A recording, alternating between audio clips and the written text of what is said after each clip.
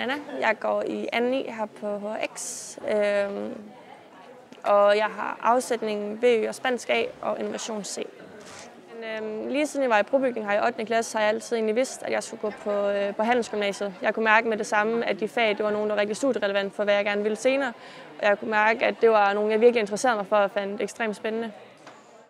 Jeg synes på nogle punkter har det, fordi at det er nogle helt andre fag, end hvad du lige har sådan i folkeskolen. Jeg synes, det har været ekstremt spændende, fordi det nemlig ikke har været den der forlængelse af folkeskolen. Det har været noget helt nyt. Du er blevet udsat for nogle helt nye fag, du har prøvet.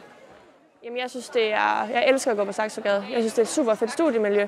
Der er nogle gode arrangementer for eleverne med fredagscaféer og fester og med noget forskellige sportsarrangementer. Jeg synes, der er et rigtig godt socialt miljø, også at nogle rigtig engagerede lærere, der virkelig sørger for, at man synes, undervisningen er sjov og interessant. Jeg spiller rigtig meget håndbold, og så arbejder jeg, hvor jeg sælger smykker og andre accessories, hvor jeg har gjort det i snart 2 år. Så jeg også er et studierelevant fritidsjob, jeg har. Lige efter 3.G vil jeg gerne først arbejde, og så vil jeg gerne ud og rejse måske 3-4 måneder, måske et halvt år. Bare ud og opleve en masse, inden jeg så begynder at læse på universitetet.